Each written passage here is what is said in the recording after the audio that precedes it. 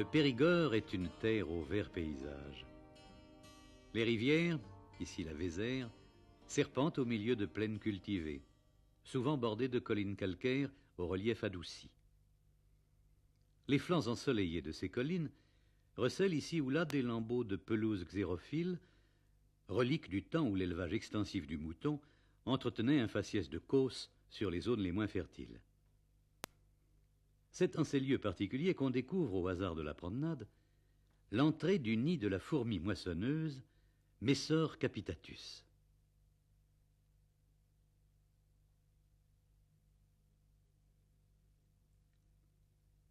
Cette entrée est matérialisée par un monticule de détritus végétaux.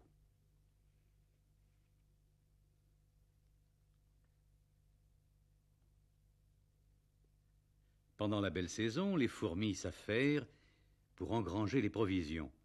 La végétation qui entoure les nids est basse et laisse apercevoir le sol caillouteux.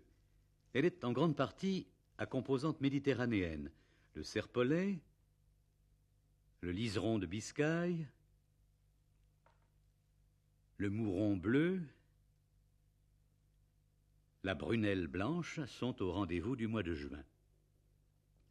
Les petites cystacées, telles l'hélianthème pulvérulent aux pétales fripés, fleurissent aussi en fin de printemps. Ces fruits seront l'occasion d'abondantes cueillettes.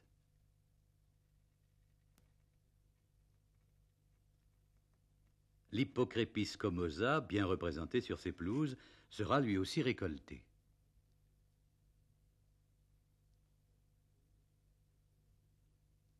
Les têtes bleues de la globulaire Willkommie offriront à leur tour au cœur de l'été des fructifications très recherchées.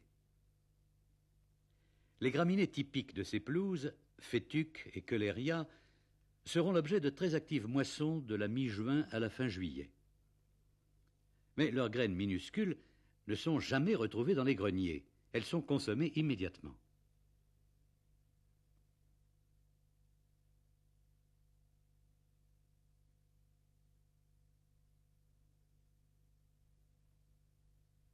Parmi l'assortiment des graines décortiquées par les fourmis, on peut reconnaître ainsi celles des cystacées très sombres et polygonales et les petits croissants verts de l'Hippocrépis. Résultat de ce travail de cueillette et de préparation, les balles des graines s'amoncellent à l'entrée des nids.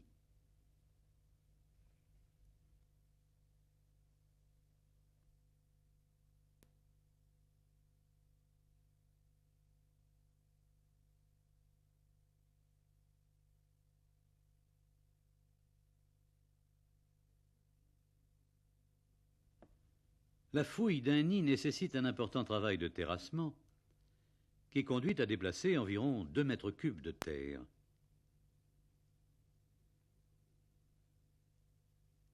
Il faut dépasser les 15 ou 20 centimètres de terre végétale pour atteindre les premières chambres de la fourmilière.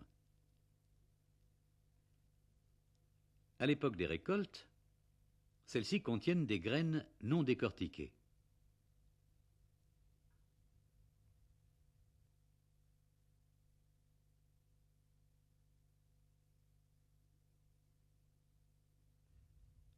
Plus profondément, nous rencontrons les larves, les plus âgées étant les plus superficielles. Les très jeunes larves restent en profondeur.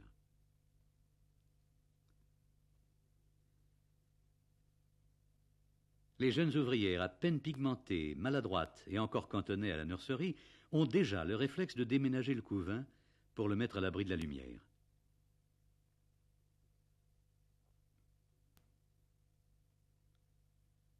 Au même niveau que les chambres à couvain, ou plus bas, les graines propres et saines remplissent les greniers. Ce sont les réserves alimentaires de la société. Et, à l'abri des galeries profondes, les fourmis mastiquent les graines. C'est un travail collectif effectué tête en bas, les pattes accrochées au plafond des galeries.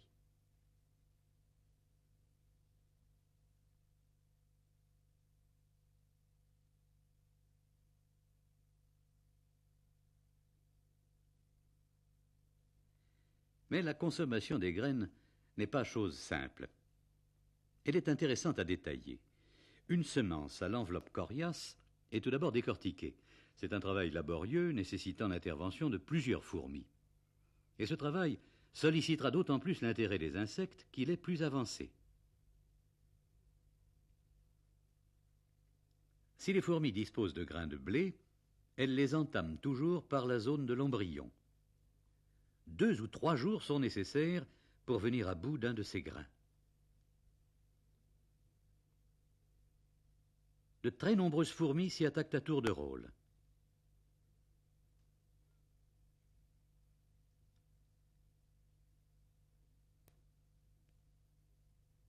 L'aliment est pincé à l'aide des mandibules, qui opèrent ainsi une trituration.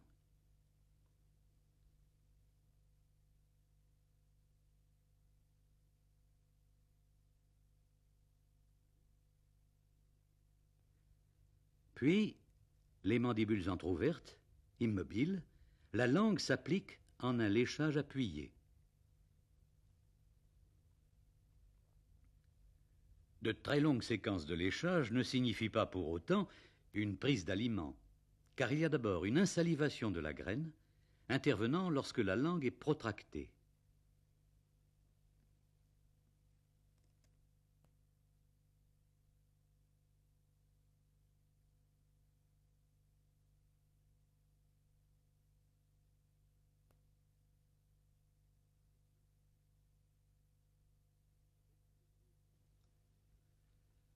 Au bout de 2 jours environ de cette mastication, le grain de blé se transforme en un élément ductile, très bien fragmenté et légèrement brillant car humecté de salive.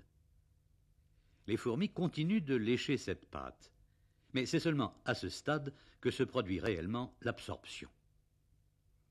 En résumé, la consommation d'une graine nécessite plusieurs étapes préparatoires. D'abord le décortiquage, puis la mastication et l'imprégnation de salive. Et ce n'est qu'après ces longs préliminaires qu'intervient l'absorption proprement dite de cet aliment devenu pâteux. Et tout ceci reste une activité essentiellement communautaire.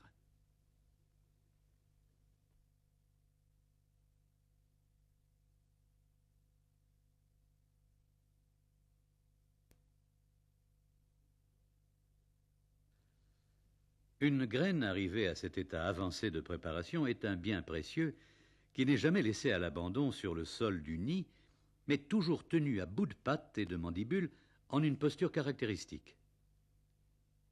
Ceci parfois durant de longs moments.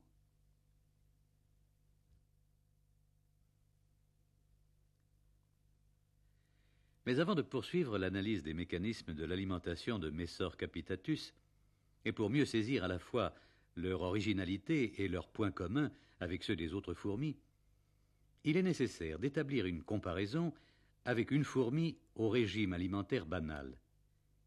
Par exemple, Camponotus vagus. Ce gros Camponotus vit dans les troncs d'arbres laissés à l'abandon depuis longtemps.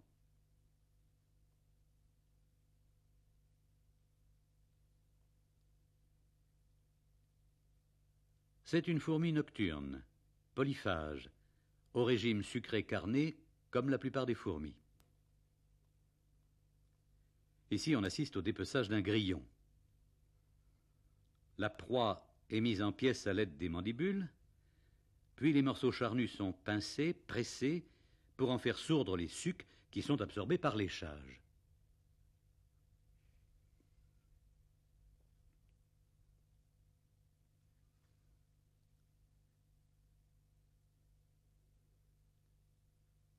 On peut proposer à ces Camponotus du miel coloré en vert et mélangé à du sable pour l'épaissir. L'aliment est avidement léché. Les grains de sable, trop gros pour être ingérés, deviennent progressivement très visibles. La fourmi repue s'éloigne quelque peu de la nourriture, puis émet une boulette verte. C'est un déchet, correspondant au contenu de la pochette infrabuccale.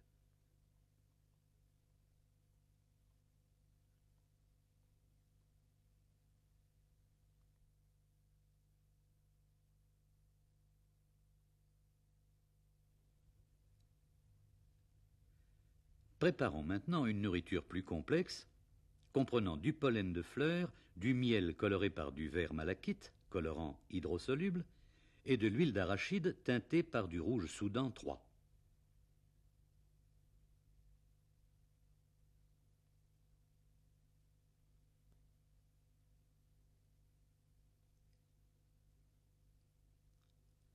Cette pâtée comprend donc une phase huileuse, rouge, une phase solide, le pollen, et une phase aqueuse, le miel vert.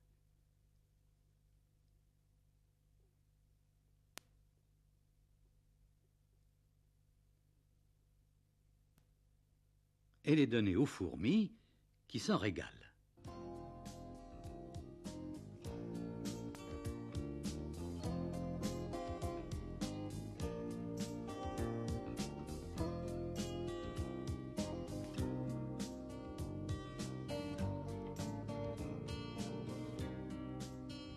Vue de profil, la langue de l'ouvrière Camponotus est animée de mouvements rapides, les palpes labiaux et maxillaires restant vers l'arrière.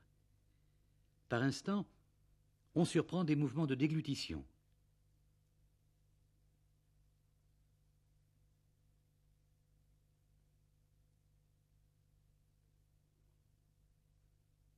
Périodiquement, les fourmis vidangent leur pochette infrabuccale chargée de particules.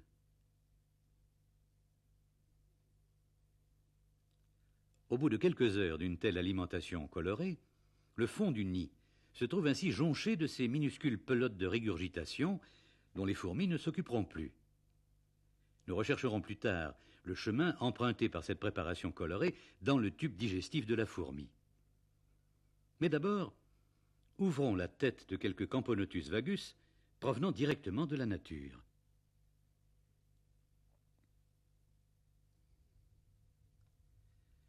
L'ouvrière montre une paire de glandes jaunes situées en avant du cerveau. Ce sont les glandes postpharyngiennes, vues ici de profil.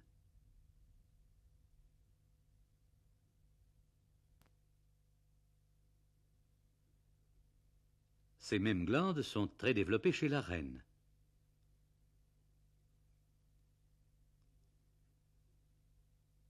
Elles existent aussi chez le mâle. Dans tous les cas, le contenu de ces glandes est huileux. Ces glandes sont caractéristiques de l'ensemble des fourmis. Présentes chez toutes les espèces et dans toutes les castes, elles sont une évagination du pharynx.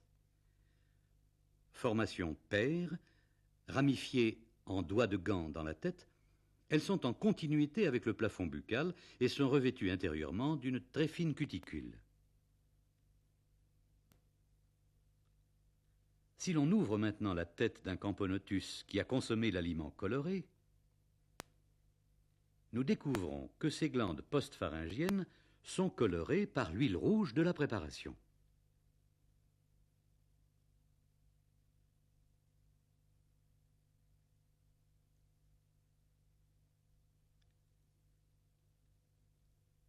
Au-dessous du pharynx, à la face inférieure du plancher buccal, la pochette infrabuccale apparaît comme une petite masse vert vif. Celle-ci se voit particulièrement bien si l'on fait basculer le pharynx et les glandes vers l'avant.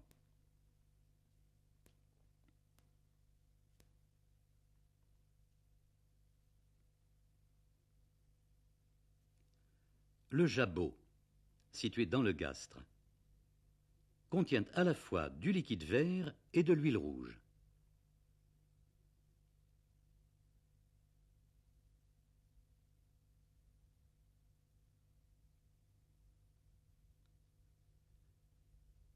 Vu au microscope, le contenu de la pochette infrabuccale révèle de très nombreux grains de pollen et quelques gouttelettes d'huile rouge. Le contenu du jabot est beaucoup plus liquide que l'aliment de départ. Il y a eu filtration efficace du pollen au niveau de la bouche de Camponotus et seuls quelques grains, parmi les plus petits, sont arrivés jusqu'à lui. Avec mes sœurs, il n'est pas possible de répéter la même expérience, car cette fourmi granivore se refuse à absorber des aliments sucrés. On va donc opérer différemment et préparer un mélange d'amidon, substance qu'elle a coutume de rencontrer dans son alimentation, et d'eau bleuie au bleu de méthylène.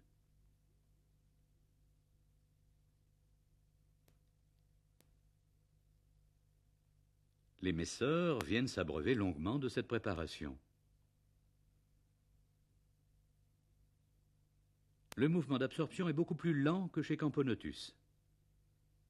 Il en est toujours ainsi chez cette espèce.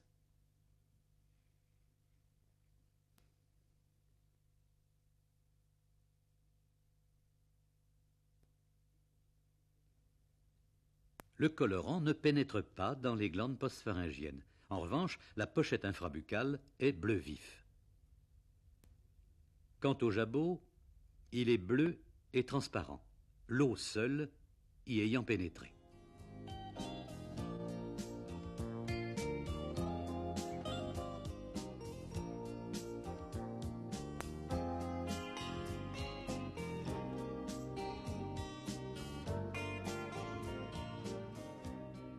Donnons maintenant au messeur de la noisette écrasée dans un peu d'eau et colorée en vert par une solution huileuse de chlorophylle fraîche. La dissection de la pochette infrabuccale atteste que cette fourmi a bien consommé cet aliment. C'est alors que les glandes postpharyngiennes apparaissent rouges sous un faisceau de lumière ultraviolette, car la chlorophylle y a pénétré avec les matières huileuses, et c'est elle qui fluoresce ainsi en rouge vif.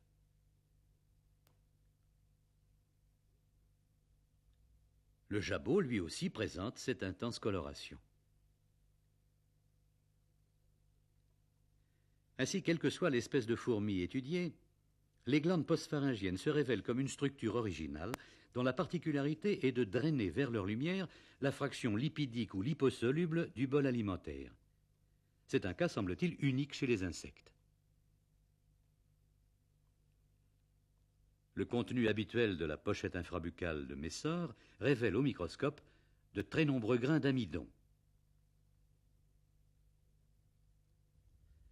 En revanche, on n'en trouve jamais dans le jabot. La filtration particulière au niveau de la bouche est donc très efficace chez cette espèce, plus efficace en tout cas que chez Camponotus. Mais revenons à celui-ci et ouvrons l'intestin moyen.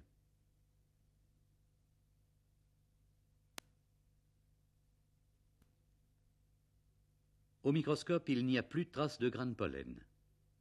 S'ils étaient passés, on devrait immanquablement retrouver à ce niveau leurs enveloppes indigestes. On doit alors conclure qu'une deuxième barrière s'est interposée sur leur passage. Il s'agit en l'occurrence du gésier, dont l'anatomie sophistiquée ne laisse filtrer que des éléments liquides ou colloïdaux.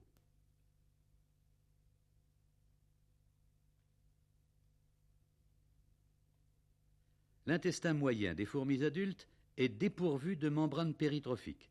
Il n'y a aucune protection des cellules de l'estomac contre les agressions des particules solides. Est-ce pour cette raison que celles-ci n'y pénètrent pas?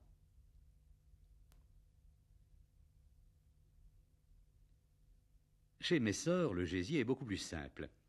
Ces systèmes internes de filtration sont relativement lâches, mais comme le jabot ne contient jamais d'éléments figurés, tels les grains d'amidon, une barrière filtrante très efficace à ce niveau semble alors superflue.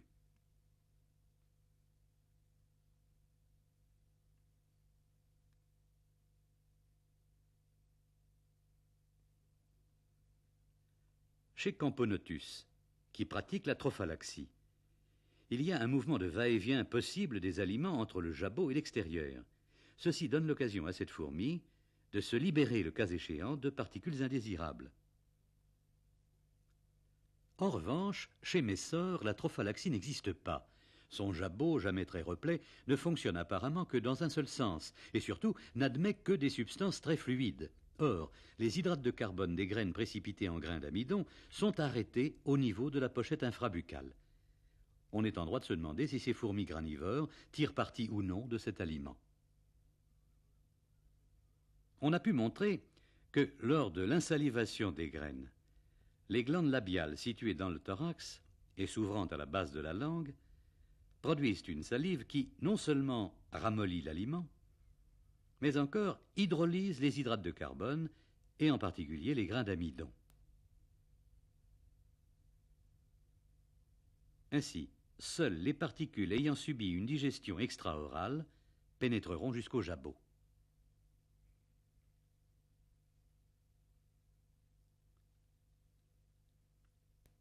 La toilette est une activité importante qui ponctue à maintes reprises la préparation des graines. Les antennes et les pattes antérieures sont tout particulièrement soignées.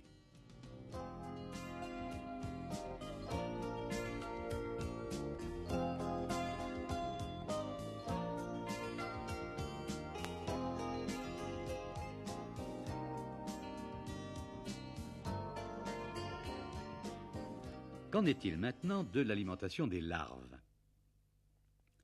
Dans un nid expérimental, on ne les voit jamais consommant directement un fragment de graine, préparé ou non.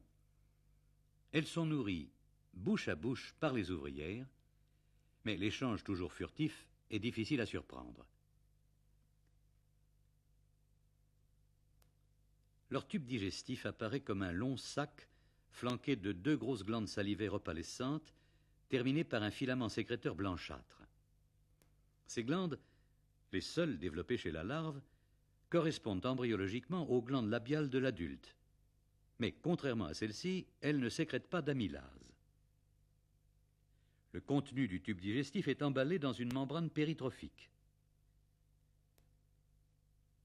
Pas plus que chez l'adulte, on y décèle de grains d'amidon.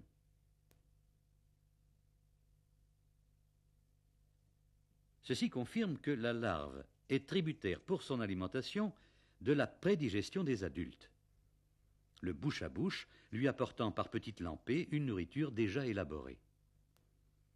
Tentons maintenant une curieuse expérience. À l'aide de chlorophylle, colorons le système alimentaire d'ouvrières de Messor. Les glandes postpharyngiennes restent vivement fluorescentes pendant plusieurs jours. Par contre, dans le même intervalle de temps, la fluorescence du jabot s'éteint par suite des phénomènes de digestion. À ce moment-là, donnons à ces ouvrières des larves à soigner, puis disséquons-les. Le tube digestif de la larve montre des petits points rouges fluorescents, indiquant que lors du bouche à bouche, un peu du contenu des glandes postpharyngiennes a été régurgité aux larves.